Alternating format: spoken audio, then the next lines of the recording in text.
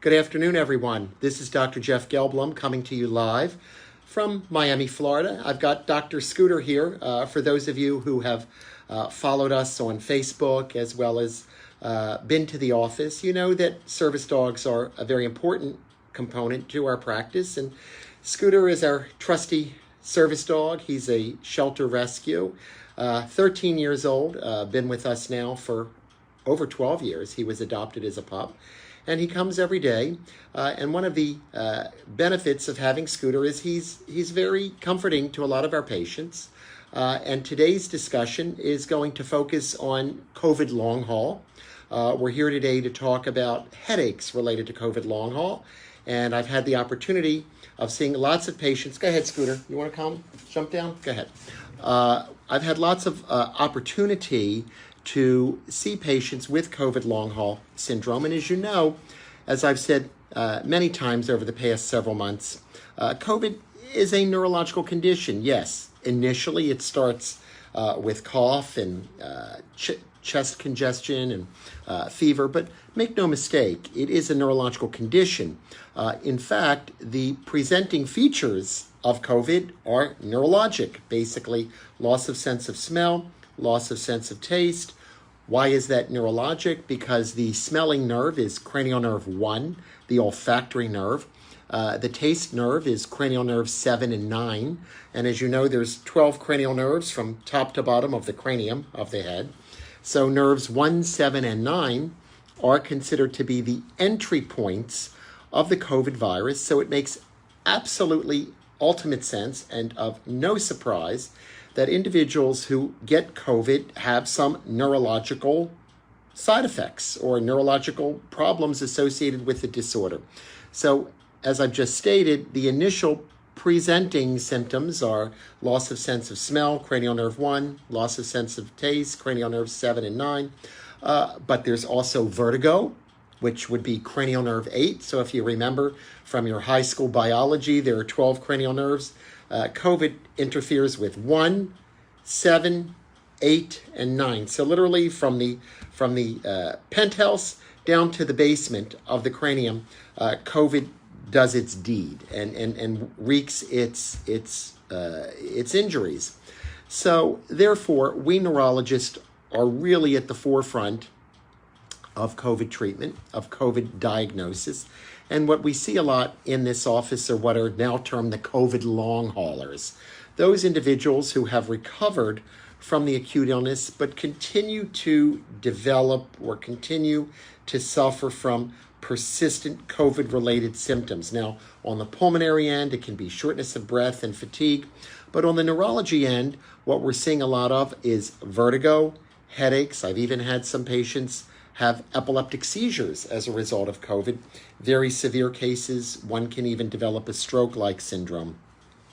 Certainly agitation, sleep disturbances, memory problems, brain fog, malaise, fatigue. These are all part of the COVID long haul syndrome. And this is something that in our group, First Choice Neurology, we're seeing each and every day. In fact, I always tell my colleagues I could have a COVID long haul clinic each and every day if I wish to, because that's the volume of patients that we see coming in. These patients really are of all age groups. In fact, we see more of the COVID long haul symptomatology in the younger groups, meaning people in their 30s and 40s, than in the old folks. So that's why anybody who's young, who says, well, I'm immune to COVID and I'm not worried and I'm not going to get vaccinated and I'm healthy as a horse, those are the precise individuals that do develop COVID long haul symptoms. And that's why I recommend that everybody who can get themselves a vaccine get vaccinated, regardless of your age. And even if you're healthy and a baseball player or whatever, you should get the COVID, because the long haul symptomatology can be very detrimental to your health. It's not just a matter of surviving COVID and recovering from it, but the long haul symptomatology can be very pronounced, very severe in younger individuals. And that's who I'm seeing in my clinical practice, COVID long haulers in their 30s and 40s. So today, let's spend a moment talking about COVID long haul related headache. A lot of headache disorders that I'm seeing now are COVID-related. Typically, when we neurologists have evaluated patients with headaches, we would say, oh, is it migraine? Is it tension? Well, now we're talking about a COVID syndrome headache. These are individuals that have gotten through the acute phase of the disease, have recovered. They're antigen negative. Their PCR tests are no longer positive. Their antibodies are still positive, meaning they've seen the COVID virus. And we see these individuals coming in with a severe daily headache syndrome. And in many respects, it's almost like a migraine attack. And in fact, we see this aggravation of a pre-existing headache syndrome, meaning if you were a migraine sufferer and you've been fine and then you get the COVID, I've seen in my practice that migraine disorder come back. So it's very important that people see a neurologist if they're having COVID-related symptoms on the long haul basis, and specifically for headaches, because headaches are very, very treatable. And in fact, nowadays we've got great medications that are specifically geared toward headache symptomatology. And in the COVID arena, we're seeing both migraine types of headaches as well as tension headaches, meaning headaches affecting the cranium as a whole, the muscles on the outside of the skull. And of course, migraine is a disorder of inside the skull. So it's really important to see a neurologist if you're having these chronic daily headaches. Probably one of the worst things that you can do is reach for the BC powders that you buy over the counter, reach for the Excedrin migraine, reach for daily Aleve, reach for daily ibuprofen, because if you're starting with those over-the-counter abortive analgesics, then you run the risk of not only having a COVID long-haul headache disorder, but now transforming that into a rebound headache disorder. What is rebound? That's analgesic habituation. Basically, you're addicted. You become addicted to the over-the-counter analgesics. And what happens is your body gets used to seeing these BC powders and Excedrin and Aleve and ibuprofen molecules. And what happens is when those blood levels drop, you then get the headache. So if you're having chronic headaches attributable to COVID, coronavirus, long-haul symptomatology, do yourself a favor. Go see a neurologist, because we can stop this cycle. And I have seen many of my patients get into this trap of reaching for the over-the-counter analgesics in the face of chronic headaches, be it from coronavirus long haul or for whatever reason, and they start to overutilize the abortive analgesics, and then they develop a rebound headache, which is an even more complicated scenario and takes medication to help rescue that patient from that syndrome. So the coronavirus long-haul headache symptomatology is something that I'm seeing each and every day. If you or a loved one are suffering from this type of coronavirus long-haul symptom, it's really important that you get to see a neurologist, because the last thing you want to do is start a daily habit of taking over-the-counter analgesics, even Tylenol, which can then predispose to rebound headache. And we don't want to now give you another condition. You've just gotten over COVID. So why do you now want to reach and develop another disorder? So long-haul headache symptomatology is part of the coronavirus COVID long-haul symptomatology that we're seeing every day in the office here. And thank heavens the headache component is extremely treatable. There's different medications that we can prescribe.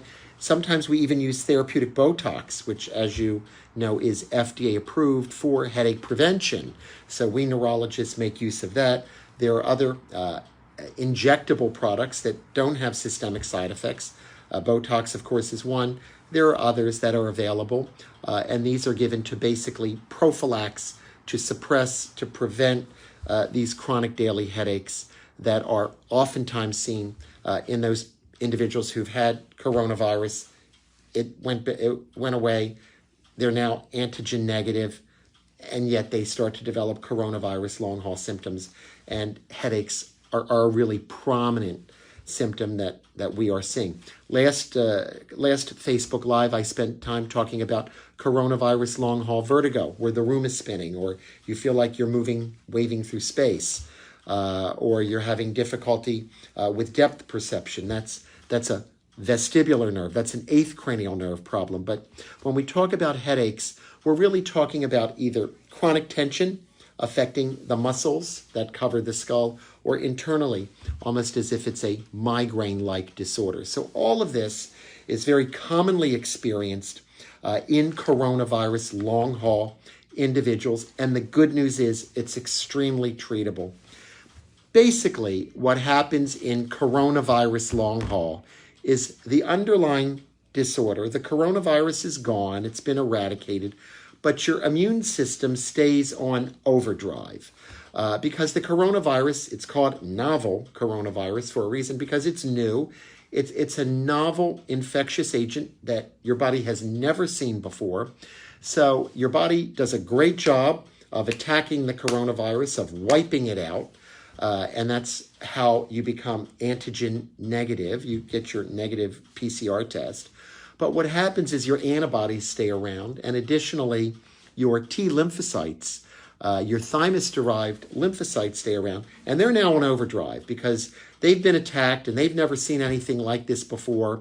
Kind of like during 9/11, we went after everybody in the world in the United States because we were convinced that everybody was responsible for blowing up the Twin Towers, and went after Iraq, went into Afghanistan, and that's what happens with your immune system in the face of a coronavirus illness. Your immune system goes haywire. It goes berserk.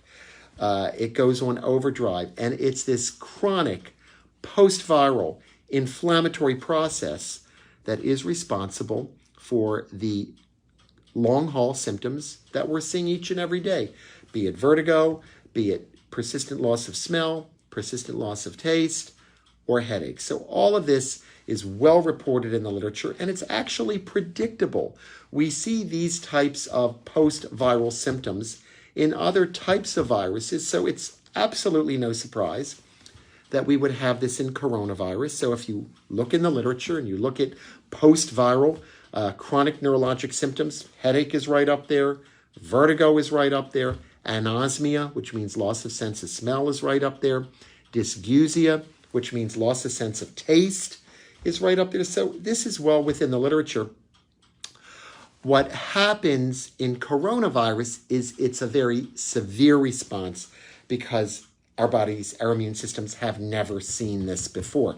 So the immune system stays on overdrive. And the goal of our neurologic treatment is to suppress the symptoms. We may not be able to tamp down the immune system. We may not even want to tamp down the immune system, but we can certainly control the long-haul symptomatology. In fact, to tamp down the immune system, which is a strategy that I've used in very severe long-haul patients who are suffering from intractable headaches or cognitive problems or behavioral problems. Basically, I've seen it all. Sometimes a short-term course of prednisone, corticosteroid, will work. I've done that several times in patients that just can't break their symptomatology. When it comes to headaches, however, treating the patient with a good preventative anti-headache drug, something that we would use in either the migraine setting like Botox or one of these newer agents that like Aimovig that you may see on TV, sometimes a nightly dose of a low-dose antidepressant like amitriptyline, an old-fashioned drug, is enough to do the job. So it's very important that you be evaluated, that you have a good examination by your treating neurologist if you are experiencing COVID long-haul symptoms. So what do we think is actually responsible for the headaches that are part of the COVID? Well, earlier today, I told you about the 12 cranial nerves, the nerves that control everything that goes on in the head. And as you always know, you never take a lecture from a hairy neurologist. You only take a lecture from a bald neurologist because we can point to all the areas of the brain that are involved. So here's your friendly bald neurologist, Jeff Gelblum here, pointing to the areas of the brain that are attacked in the COVID long haul setting. And what happens, what we think is going on with COVID long haul headache is that there's inflammation of the little holes in the brain where these 12 cranial nerves come out. In fact, we know that in the beginning aspect of a COVID infection, when you lose your sense of smell, what's happening is there's swelling at the little hole where the olfactory nerve goes into the brain. And it's the olfactory nerve that controls smell. And there's swelling right at that little nerve entry point where that nerve goes right into the skull to meet the brain. And it's that swelling that actually compresses the olfactory nerve and causes loss of sense of smell. And we have that same type of phenomenon that occurs with sense of taste. That would be the little holes in the cranium where cranial nerve 7, the front of the tongue, and cranial nerve 9, the back of the tongue, go into the skull. Those little holes where those nerves go in, they're swollen. When it comes to vertigo, it can either be an irritation of the inner ear, of the vestibular structure, or it can actually be where the 8th cranial nerve goes into the skull. So all of these areas become inflamed, and as a consequence of the inflammation, there's swelling and irritation of the nerves, and it's that nerve irritation that causes the symptomatology of vertigo, anosmia, dysgeusia of taste, eyeball pain, and headache. If all of those areas are inflamed, then we can develop the headache symptomatology. I had a patient on Monday who actually had almost like a Bell's palsy, facial weakness.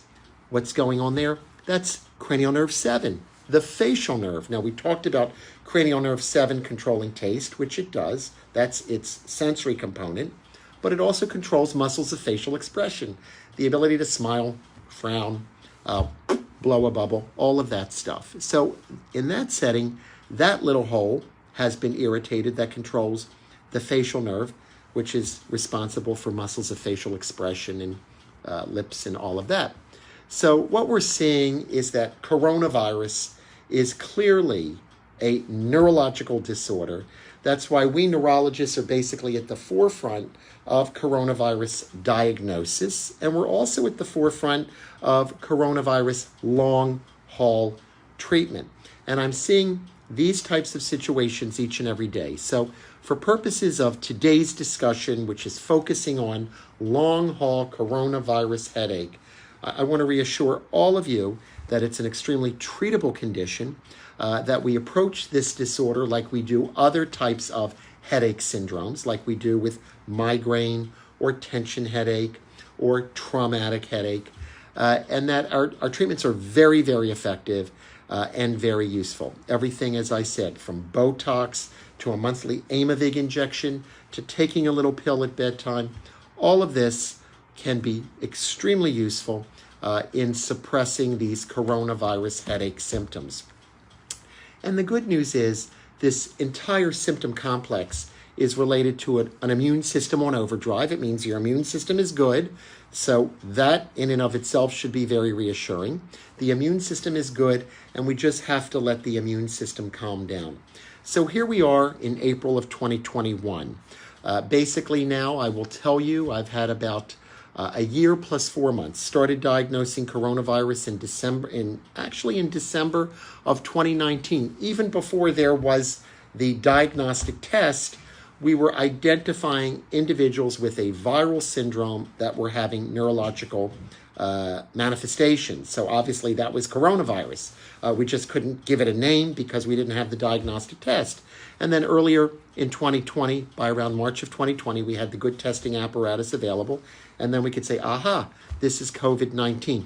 So here I am, approximately a year and 5 months into treating these individuals. And I can tell you that long-haul symptomatology eventually goes away. So those patients who were infected in December of 2019, January 2020, February, March, those individuals that were coming to me with persistent post-viral neurologic symptoms, those individuals have gotten better and have been able to be weaned off of the treatment. So the reassurance is, A, there's treatment. B, if you're suffering from a significant coronavirus long-haul symptom, see a neurologist because we can treat the symptomatology. And then C, eventually it's going to go away without any permanent deficit. And that's the overwhelming good news about all of this. There is also some data to suggest that individuals who get vaccinated, that the vaccine actually helps tamp down the corona long-haul symptoms. So if it's been over 3 months since your coronavirus infection, I do recommend that you be vaccinated in accordance with CDC guidelines, not only to prevent reinfection of perhaps a newer variant of COVID, but also as a therapeutic measure to help reduce some of the coronavirus long-haul symptomatology. And finally, if you're having difficulty making an appointment with a neurologist, we've got a great new service out there called Neuro2Go. If you go on neuro2go.com, Neuro2go.com, you will access our website, which is hosted and supported by all of us neurologists at First Choice Neurology. But by going on that Neuro2Go website, or by going on to our main page, firstchoiceneurology.net, you'll have the opportunity to have a discussion with myself or another board-certified neurologist to learn more about coronavirus long-haul symptoms and get some great information that can be of really good use for you in terms of understanding what's happening, what the prognosis is, and to determine if any additional evaluation or management techniques are required. So I invite all of you to visit neuro2go.com, Neuro, go.com.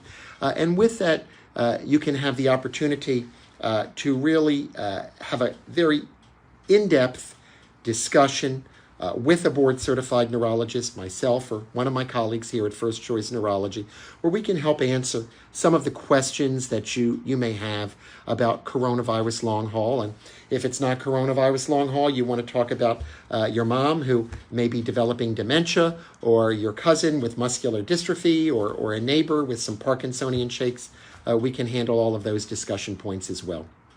So for purposes of today's discussion summary, I want to remind you that coronavirus is an acute illness, but in certain respects, there's the long-haul symptomatology, which is a reflection of the immune system on overdrive, which is good. You want to have a good and strong immune system.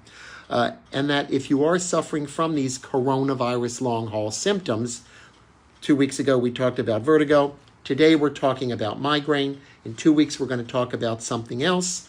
So you have to come back onto Facebook Live to learn about that. But for purposes of today, coronavirus long-haul headache symptomatology is extremely easy to treat, something we neurologists enjoy treating because we have all sorts of tools in our bag of goodies to help you. And of course, we're not talking about narcotics. We're talking about medicine that treats the underlying condition. And with that, we can help get rid of the coronavirus long-haul headaches and get you back to a great state of functionality. And as always, visit our website, firstchoiceneurology.net, if you need to learn more, because these videos are always uploaded there. And then if you need to have a discussion with myself or one of my colleagues about neurological issues that concern you, Neuro2Go.com is a great resource available to all of you. Log on, you can schedule a discussion time, and then I'm available, as are my colleagues, to address any matters that you may have. So on that note, as always, hopefully I shared a lot of information with you. Scooter is walking around the office now, so he's no longer on my lap. He's now getting ready for his nap time. The dog's 13. He's entitled to it. And I look forward to seeing you all in a couple of weeks, where we will address some other coronavirus long-haul symptoms that are of concern. And as always, if there are any questions or concerns, any topics that you would like addressed, please feel free to respond on Facebook me, or send me an email, jgelblum@fcneurology.net, and I would be very eager to discuss whatever neurological matter is of concern to you. Right now, everybody's very much interested in coronavirus long haul, but as the year wears on and as the virus goes away, hopefully as many people get vaccinated, then we'll be able to discuss new advances in Alzheimer's, Parkinson's, epilepsy, etc. So I appreciate you all coming today. And again, for more in-depth discussion, visit Neuro2Go.com, where you can have this one-on-one dialogue with myself or one of my colleagues. And certainly, we're very eager to answer any questions you have in the adult or the pediatric neurology realm. So on that note, I'm going to wish you all a great day, and I look forward to sharing more information with you in the near future. And for a replay of this Facebook Live, either go on Facebook or visit our website, First Choice Neurology, fcneurology.net. And think about Neuro2Go if you want a follow-up discussion with myself or one of my colleagues. And I'll wish you all a great afternoon. I got to get back to work, and I got to make sure that Scooter gets walked because it's his 1 o'clock walk time. I wish you all a great afternoon and looking forward to speaking with you soon. Bye-bye.